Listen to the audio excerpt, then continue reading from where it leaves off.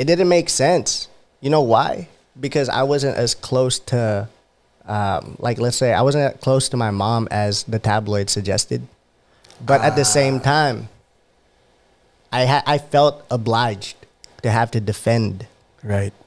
You know, because you grow up, and I'm not saying that I was living under a microscope as much as my mom and, you know, my dad were, my stepdad. Yeah. Or you. Even when you were in America, you know, there are some people who thought you were dead. Yeah. They're like, oh, what? He's still alive? Right. Stuff like that, right? And you were working for Fry's Electronics at the time. You're living a regular life, and we got another story for that. Yep. A humbling one, right? But, you know, hearing people talk crap about my parents, it was interesting because it was like based on gossip. You know, I would see my mom cry about something that was slanderous. Yes. It wasn't real. And it made me very angry. It made me a very, very, very angry kid because, you know, she was traveling a lot, going to places all the time, and I was always at home. And, you know, though I had things that I can't complain about. Right. You know, I do wish that at the time I had a closer relationship with my mom. And although we're a lot better now, you know, she's helped me throughout some very, very difficult times in my adulthood and figuring things out. I realized that a lot of my problems and a lot of those pressures came from, you know, those being in like magazines and having to put up this image that, like, how does this make sense? Like, you're making this whole situation. But it's a fairy tale. You're making it. You're trying to make it out to be something it's not. Right. Yeah, and all of a sudden, you know, people have this idea that, yo, this guy is living the best life, but really it's not, because I had to keep my mouth shut because I felt like if I said the wrong thing, I'm doing you guys a dishonor, right, a disservice, and so I felt obliged to always try to defend you guys, back you guys up. You know, even through the stuff when I was 15, you know, when things weren't going too well at church, you know, I'm gonna say it. You know, people were talking their shit, and as angry as I was, you had to keep it together. You're my dad. Yeah, I'm gonna back you up. You know what Kahit I mean? mali-mali na yung ginagawa ko. Even though it was wrong. I was gonna have your back, but it didn't mean that I was disappointed. It didn't mean that I wasn't disappointed. Right. And then ang mali ko pa nun is ang yabang ko pa. Like, wala akong maling ginagawa.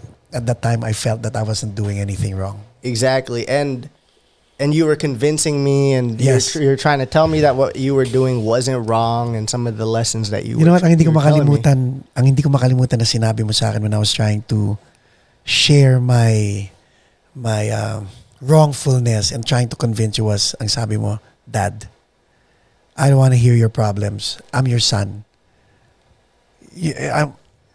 Talk to someone else about your problems, not me.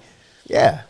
Parang, But because at the time, right, you would be coming home, and there would be all these things being thrown our direction, and I'd hear some things from you, and I'd hear things from other people, and you'd be stressed out of your mind. Yeah. You know, because there was a time where we were going through foreclosure and figuring out where we were gonna live. Right. That was stressful on your part, and then you'd be coming home, and I'd just be minding my business, and just the fact that I was there, as in your words, in your crosshair, I'd be on the other end of wala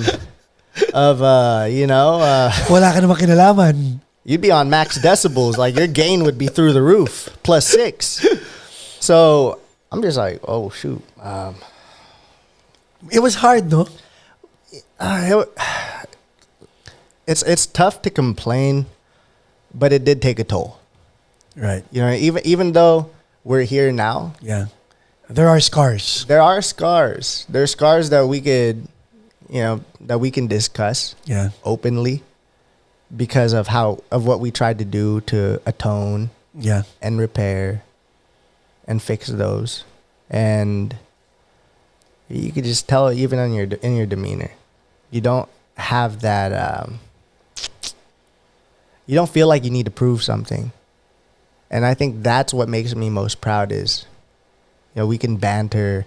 If people go through the Facebook comments, I'm probably cracking jokes. Yeah. Maybe making jokes at your expense. But I'm okay with that. But it comes with love, and I it know. comes with, the best intentions, not to tear each other down, but rather to let people know, like, hey, we're cool. Like we've said worse, and we've gone through the trials, and these are the tribulations that we are. Right. Is it because we made a conscious effort to make it work? I'd say so. I'd say so. I think your open-mindedness, especially when it comes to mental health. Yeah. When I was diagnosed with depression, prior to that, it was there won't be instability in my household. Right. And then, as I started going through like talk therapy and all that stuff, and started figuring out, putting the puzzle together as to where did this issue stem for? Where's the root of that matter? Why am I getting triggered by so and so? Things started to make sense. And the things that I started to address to you made more sense because it was cohesive. I was sparking dialogue to get an answer for something that was a piece of the puzzle that I was trying to put together. To make more sense and give myself, not just peace of mind, but closure on that page. Correct. So you can move. So that I could, so that I could continue writing the rest. Yeah.